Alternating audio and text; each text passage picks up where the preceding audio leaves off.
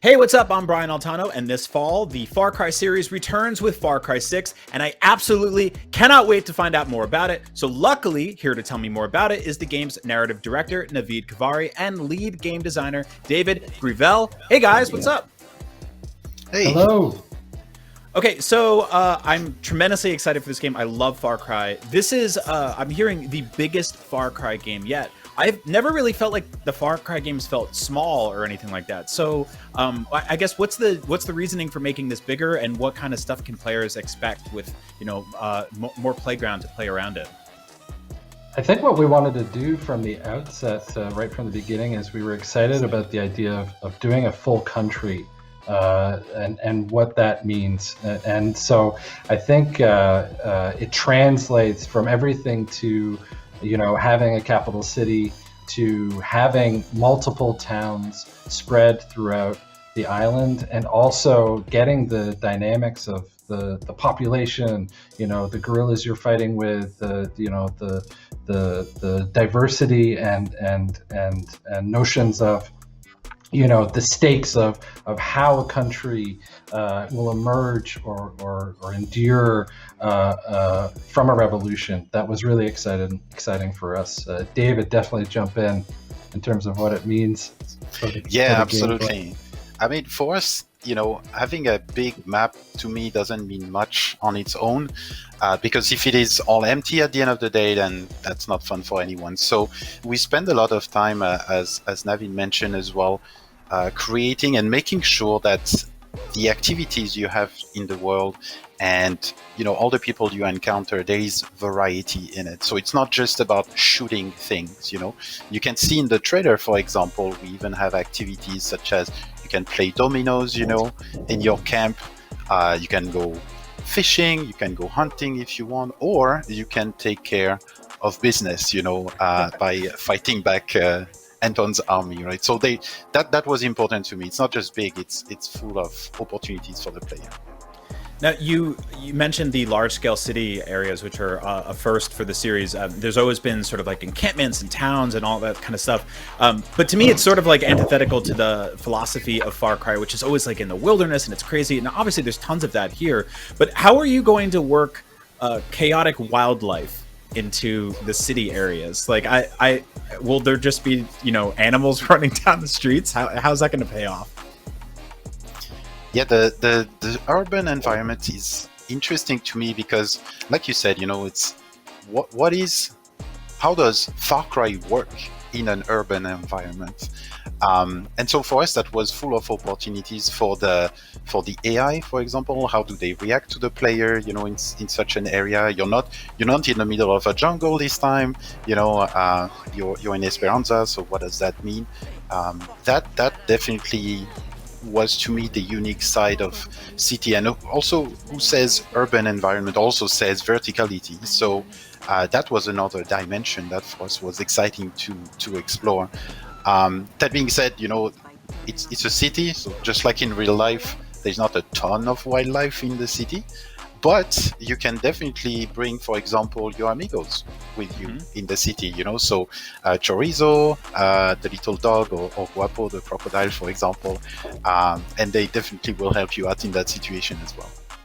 I think on top of that, it's the notion that it's the Anton's stronghold, right? So when you have a dictator like Anton, he needs his core seat of power. So you're going to encounter some of the game's most difficult enemies when you approach Esperanza, which will be a lot of fun. You mentioned the sort of verticality of the taller building settings and stuff like that. Will we get to see stuff like rooftop fights? Will you scale the sides of buildings like Batman did in the 1960s? So in the upcoming weeks, we'll show more, about the urban environment. But I think Navid summarized it really well. What we wanted to have in terms of gameplay in the city specifically was that it's the seat of power of Anton, meaning you can go in there, by the way, right from the beginning of the game, but it's going to be challenging. It's going to be really challenging for you. So you got definitely to adapt your playstyle when you go in there. But yeah, I'm looking forward to be able to share a bit more with you soon. Awesome.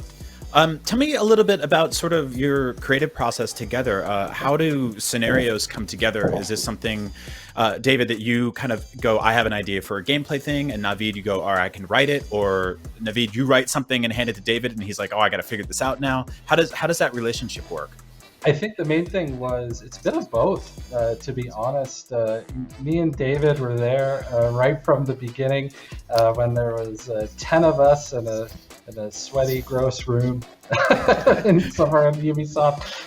And so as we were zeroing in on Yara, this island that's frozen in time, in the Caribbean that has what we call these sort of resolver, do-it-yourself aspects, David and his team simultaneously were jamming with us and coming up with gameplay scenarios and features and that kind of thing. So it really was a constant open dialogue, I think, all the way through. I can't think of a time when we weren't really talking. But yeah, David, you jump in. Yeah, it's Resolver is the perfect example. So it's that do-it-yourself philosophy, as Nav mentioned, and for us that sparked a lot of ideas in our head. It came from it came from Cuba originally. That philosophy of making do with what you have, and for us, for the team, when the team visited Cuba for research, they found out a lot of very cool and very weird objects that the population there made because, of course, of all the economic sanctions that they had, right? So, for example, someone, made a desk fan out of a record player, vinyl record player. And so when we saw that in terms of design, we were thinking, okay, what does that mean? What could we do that would be cool for vehicles? What could we do with weapons? So you saw, for example, in the trailer, we have a modified nailed gun, which is a cool stealth weapon. We have my favorite, which is called El Pequeño, so the little one, but it's actually a minigun made out of a motorbike engine. It's a lot of crazy things like that, and that's where we had, I think, a lot of good back and forth also with narrative C, make sure it works in our world, in Yara. So that was a lot of fun, yes. I actually really appreciate that, because that immediately stuck with me with all the footage we've seen so far. Is it's got this sort of scrappy, kit-bashed approach to the design philosophy, and then it feels like lived in. It feels like the stuff that you would actually put together using parts that you have around. This has been always an interesting sort of balance for me in the Far Cry games, is that there are violent dictators, there's cult leaders, but then there's also, you're lighting tigers on fire, there's drug trips and double jumps, all the stuff that makes Far Cry special, but it is a balancing act. Was that something that you struggled with this time around, or did you kind of lean into the kind of tonal chaos of all of it? I think the truth is that is Far Cry. The balance of those two things, if you take one out, you don't really have a Far Cry game. And I think what we saw as an opportunity here was, how can we ground this? How can we wrap these sort of gameplay elements, the amigos, inside the world of Yara, and try and come from it from a place of character. I think, just to give you an example, with Resolver, what we call guerrilla Resolver, that DIY philosophy, we grounded that in the character of Juan Cortez. This is someone who is a spy master, someone who has lived within multiple guerrilla movements and saw a need, which was when you're in the jungle, you need to make one guerrilla feel like 1,000. So he got inspired from reading comic books and came up with this notion of the Supremos. And so mirroring that character with the sort of DIY philosophy and being able to see these Supremos and Resolver weapons in action,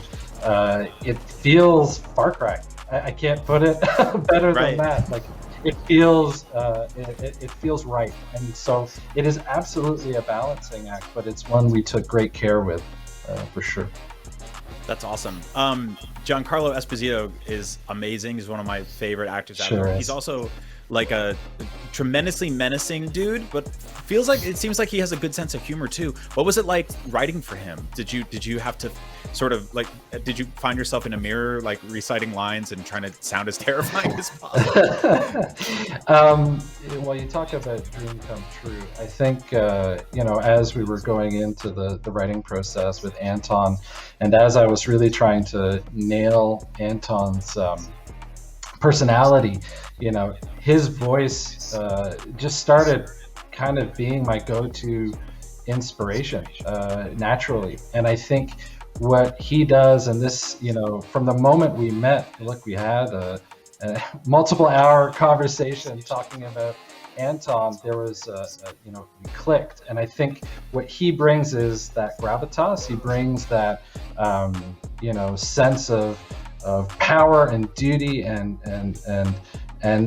at the same time he brings this empathy that was something that we really, from meeting with him and talking to him, we really wanted to drill down on this empathy that he has for Diego, right, as a father. And so Giancarlo has this ability to balance both committing and ordering these horrific things with being this father that you almost can relate to. And I'll tell you, the moment we first met and started looking through scripts, when he turned to me and started talking as Anton, I was terrified. I was absolutely terrified. His eyes pierced right into my skull.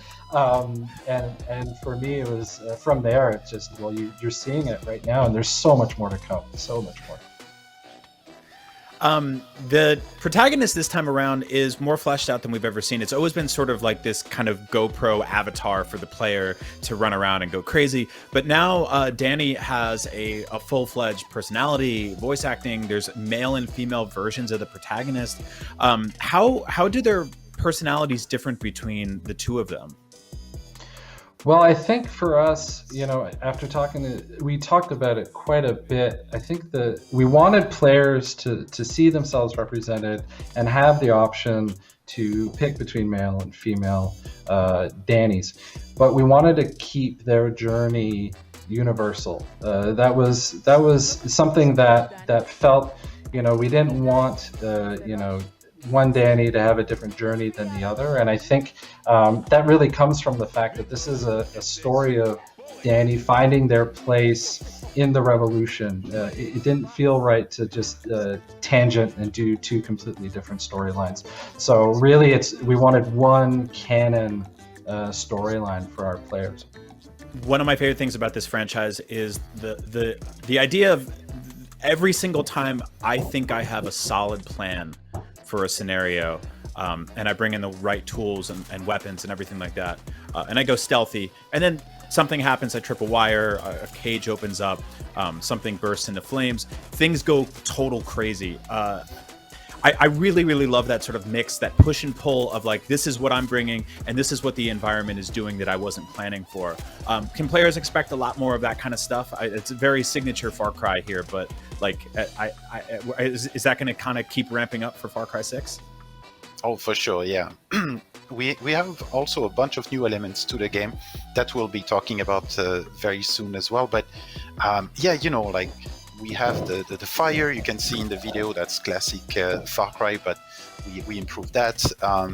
We made sure also, that we support properly the different playstyles, meaning if you want to go in stealth and really get better at stealth, we do support that through the weapons, through the customization that you saw, and even through the gear also that you can wear, which is more to me like an extension of your playstyle. So what we wanted really is to make sure that if you like to play a certain way, the game says yes, and here is a way for you to make that playstyle even stronger, etc. And of course, on the other side, in terms of environment and AI, we have also quite a few new cool surprises to reveal very soon, and I'm excited for everyone to see that, because I love that, like you said, that crazy we call this internally the anecdote factory, right? It's like you go in there, you have a plan, and then, oh my god, yeah, there is a, like this animal jumping out of the bush and then jumps on an enemy that was about to throw a Molotov, and then the Molotov goes on the ground, and then everything is on fire. It's so the best. yeah, exactly. That's Far Cry. That's Far Cry. So we embrace that for sure. Far Cry 6 is out on October 7th. I'm counting down the days. Thank you both so much for joining me today, and thank you all for watching. Good grok.